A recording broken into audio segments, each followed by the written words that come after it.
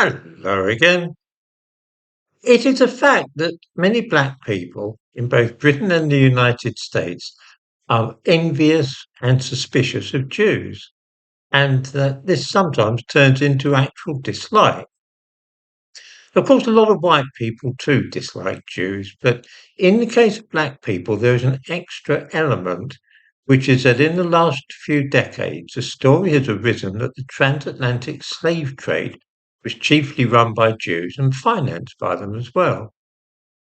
In Britain, this interest in maritime trade and Jews has expanded into the idea that it was Jews who owned the Empire Windrush, which brought some of the first Caribbean immigrants to this country after the end of the Second World War.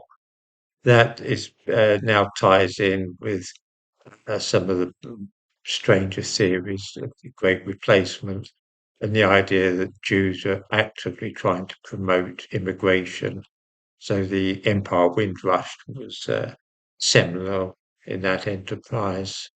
I've spoken of that particular idea before. In 1991, a book called The Secret Relationship Between Blacks and Jews was released by the Nation of Islam, a Black American group led at that time by Louis Farrakhan. The three volumes claim that the Jews controlled the slave trade, but of course this idea has been exploded and the book shown to be unreliable. It was simply another anti-Semitic work of the kind which was at one time popular in Europe. What is interesting, though, is that a group of Jews did actually hold a monopoly on a different kind of slave trade, which was that of the export of white European boys who had been castrated to North Africa and from there to the rest of the Muslim world.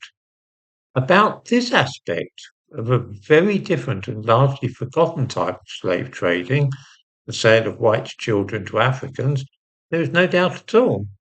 It's an interesting story, and I've written a piece about it on my Substack.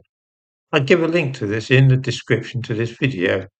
It's free to read, and I think that anybody interested in the idea of a Jewish involvement in the slave trade might find it worth reading.